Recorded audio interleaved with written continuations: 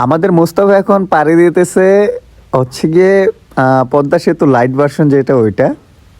না যদিও মজা করতেছি, তবে এইখানে ফিলটা কিন্তু অন্যরকম। এইগুলো আসলে গ্রামগঞ্জ ছাড়া কখনোই দেখা পাবেন না। এইগুলা বর্তমানে হারাই যাচ্ছে। মোটামুটি দেশ উন্নত হইতেছে, আর কালভার্ট ব্রিজের যুগে এরকম বাঁশের ব্রিজ এটা হয়তো বা কয়েক বছর আগে দেখা যেত, এখনও যে দেখা যায় আমি লং টাইম পরে দেখলাম।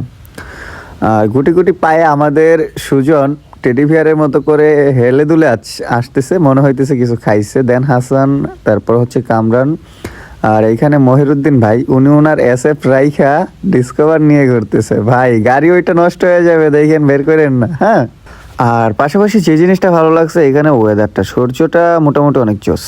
আর যেটা বলতেছিলাম, আসলেই ভাই মানে আজ থেকে কয়েক বছর আগে আমরা গ্রামগঞ্জে ম্যাক্সিমাম জায়গাতে ভাঙাতে কিংবা নদী নালা খাল বিলে এইরকম বাঁশের ব্রিজ দেখতে পাইতাম, যেটা এখন হারাই যাচ্ছে, সময়ের সাথে সাথে বিলুপ্ত হয়ে যাচ্ছে। তবে অনেকদিন পরে আমার কাছে এরকম কোনো ব্রিজ অন্তত আমার চোখে পড়লো, বা আমি এরকম কোনো ব্রিজের উপর দিয়ে পাড়ি দিলাম বাইক নিয়ে। যেখানে সরকার থেকে কোনো ব্রিজ যদি নাও দেওয়া হয়, নিজ উদ্যোগে মানুষ ব্রিজ কালভার্ট এগুলো বানিয়ে ফেলে, কিন্তু সেইখানে ওনারা বাঁশের ব্রিজ ইউজ করতেছে। এটা একটু অন্যরকম লাগলো আমার কাছে। আর এখান দিয়ে মোটামুটি ভালোই গাড়ি যাতায়াত করতেছে দেখলাম, অটো বাইক এগুলা মানে অহরহ যাতায়াত করতেছে। বাট এরপরে ওনারা বাঁশ দিয়ে এটা মানে প্রচলিত রেখেছেন, এটা একটু অন্যরকম বা একটু মানে চিন্তার বিষয় প্লাস উপভোগ করার বিষয় দুইটাই, যে এই যুগে এসে এরকম কিভাবে পসিবল, এটা কেমনে সম্ভব।